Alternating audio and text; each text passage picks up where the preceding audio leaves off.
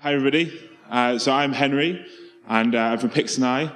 Pixani is a core tech company. We specialize in AI and computer vision, and I'm here to tell you how market research companies with apps are currently revolutionizing the way that they understand their users in a passive data collection method, and I'll explain that in more detail rather than just a load of jargon. So what we've been doing at Pixani over the past 3 years is building this technology which allows for complete user understanding. And what we've developed is it's going to be first-party data. The data is all passive, it's on mobile scale, it's intelligent, so it's using AI and computer vision, and it's privacy first. We're going to drill down into exactly what this means and exactly how Pixani does this in more detail. And just to let you know why the research industry is taking note of us, we've had some notable investment from the likes of Santander and Telefonica. Obviously Santander, a big European bank, Telefonica, a big European comms company, and Octopus Ventures, a UK tech VC. We've had some notable press, and these are some of the awards we've won in the past year, and obviously the most notable for this being IIeX in Amsterdam, hence why we're on this stage now. So for this presentation, I'm going to start off with the problem in the industry, some of the current innovators, our solution, how our product works, the product capabilities, and then just dabble a bit of our next-gen technology. Won't dwell on that too much because even I'm struggling to understand it, but the guys in Israel tell me it really is the next big thing. So first of all, starting with the problem.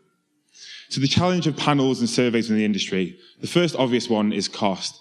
At the moment, the cost to deploy panels to individual users is extremely expensive. We did one earlier this year for some photo gallery analysis. We were hitting around £30 GBP per complete, which is just astronomical when you're trying to do that at scale.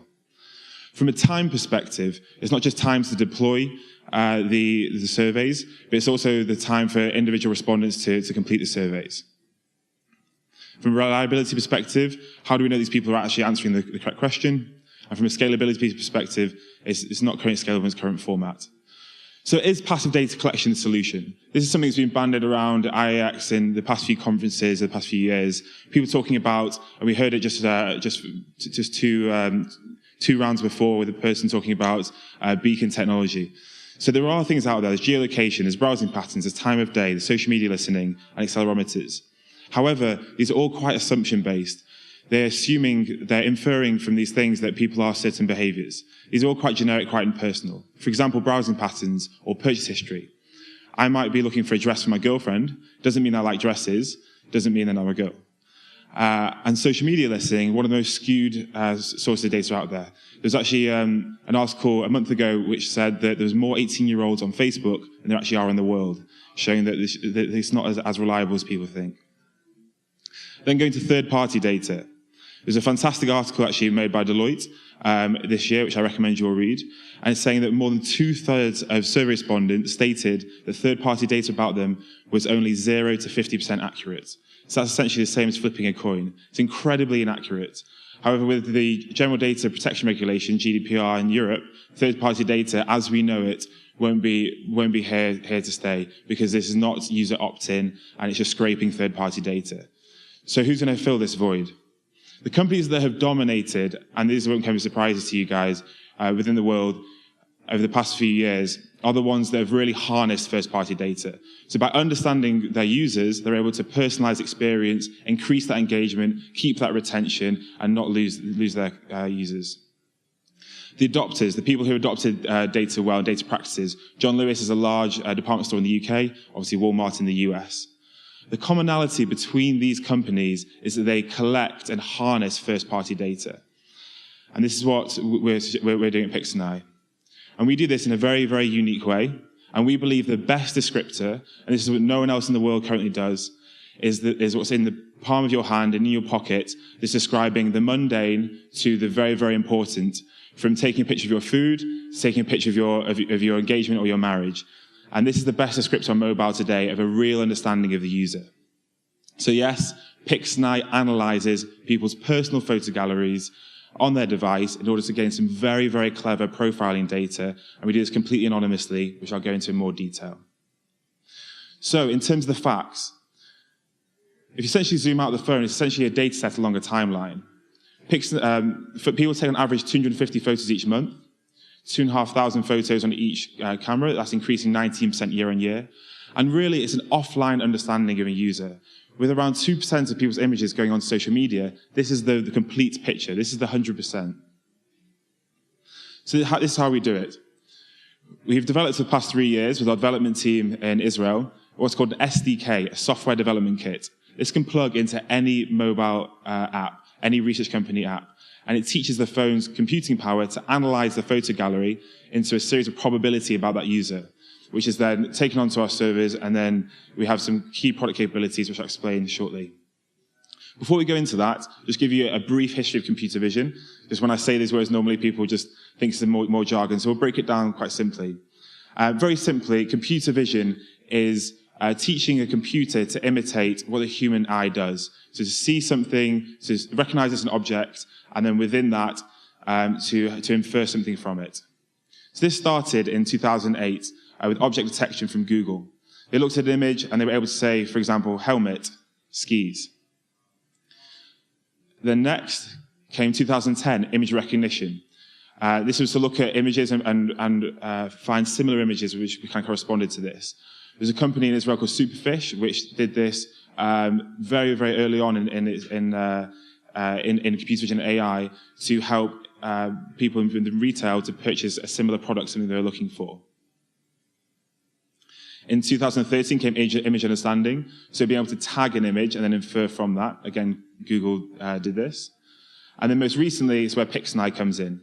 So rather than doing what most companies like Clarify or Google do within images, which is looking at one image, tagging that image, and that's it, Pixnai looks at the entire photo gallery, and not just the object detection and the image recognition within the gallery, but also the time of day, the geolocation. Was it the front camera? Was it back camera? Was it WhatsApp receive? Was it screenshot? And all that comes into our algorithm in terms of weighting to find out more about the individual and then to have the profile. It's worth noting here the importance of this from a privacy perspective. I know you're all thinking, how do we analyze photos and not end up in jail? Which is a very good question. And this is how we've developed it. So if you look at companies like Facebook and Google and so on, what they do is that they take your images, they put them onto their servers, and then on their servers, they run heavy manipulations which enable them to tag the images.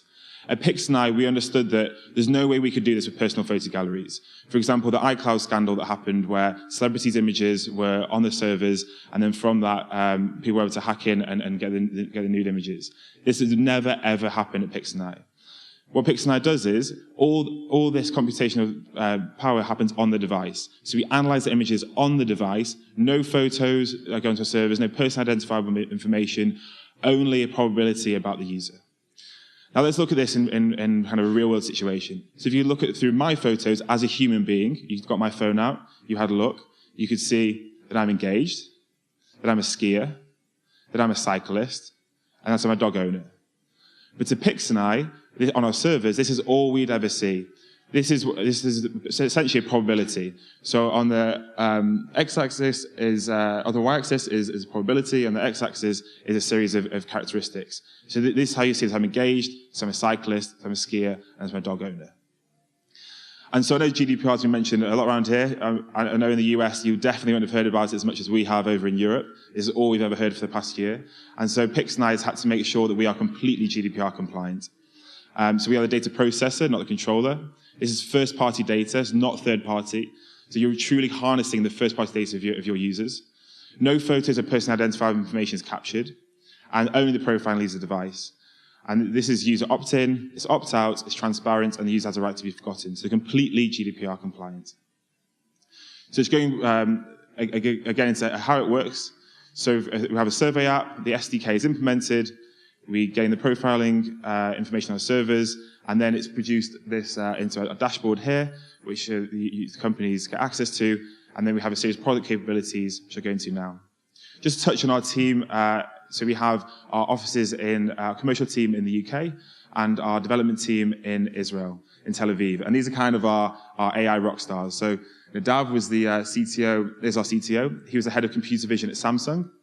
He was responsible for the facial recognition software on every Galaxy device in the world. We have Netta Shoam, who is our head of AI. he actually sold the facial recognition software to Facebook 7 years ago, which is the squares go around your face on Facebook. And Toma, this is probably my favorite one, the Iron Dome system in Tel Aviv, which sends missiles to stop other missiles coming into the city. He developed the computer vision that sits on the front of those missiles. So a fairly expert team. So in terms of how we enabled, how we've got our product to be so accurate, is actually working with the market research industry. And this is actually how we first came to understand that this was an interesting vertical for us. So we first dipped our toes in it by needing to improve our algorithms.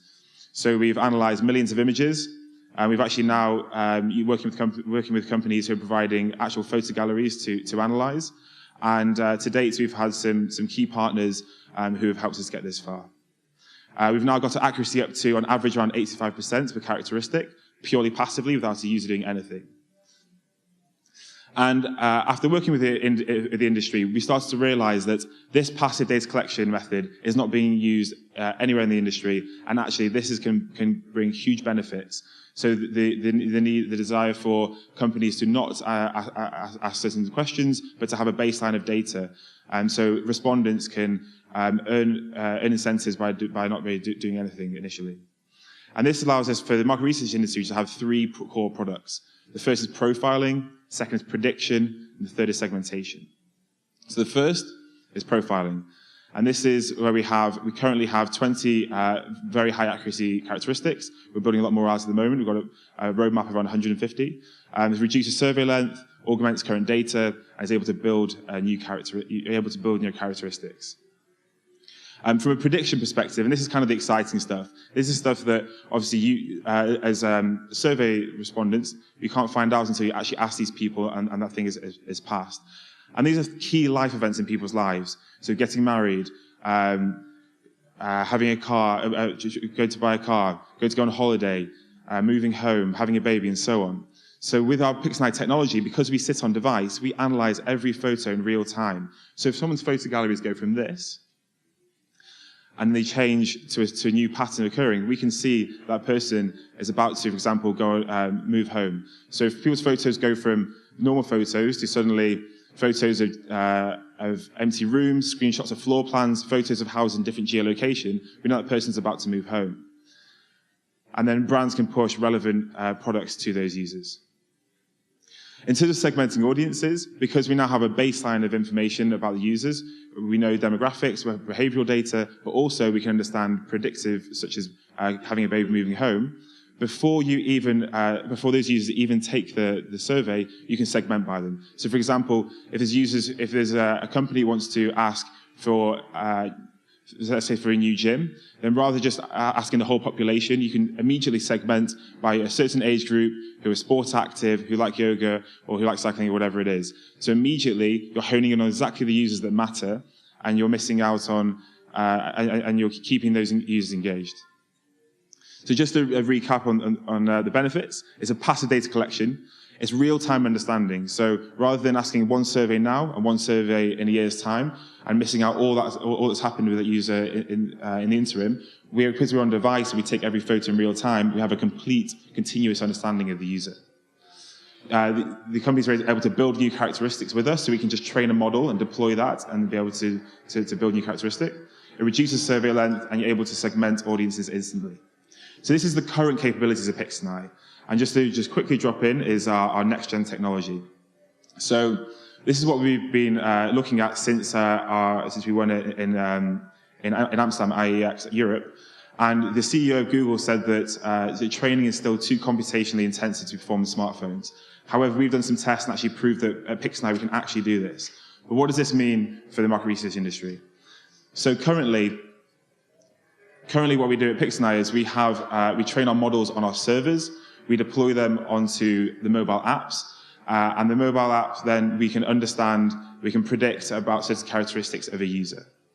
And this allows us to have a certain level of accuracy. However, in the new distributed learning, what we do is rather than deploying the models from the servers, everything happens on device. So essentially all devices become mini servers. And this allows us This allows us to train, learn, and develop on device. So if we deploy, if you want to ask a new characteristic, you can ask on one survey, the respondent, and then you can look at all the other photo galleries in real time to understand how many of your other users can correspond to that same characteristic. And this has had the ability to improve our accuracy, to improve our speed, and it's even more private because nothing goes in the servers and everything's on the device. If you want to hear more about the current technology and the next-gen technology, myself and Ofri will be on a roundtable session for the next 2 hours. So please, we welcome you to come and speak to us. With Pix and I, thank you very much for having us. Thank you, Herbert. Yeah, we've got time for a couple of questions. See a hand raised in the back there. Wait for a microphone, please. Hi, can you talk to the end user value proposition? Why would an end user install a Pix&I enabled app and opt in? Sure. So firstly, we're not an app, we're a technology enabler. So we have an SDK which goes into an app. But then for the end user, it's a value exchange. So within the market research industry, those users obviously are continually wanting more time to earn a value. So whether that's earning rewards or earning money or incentives, whatever it is.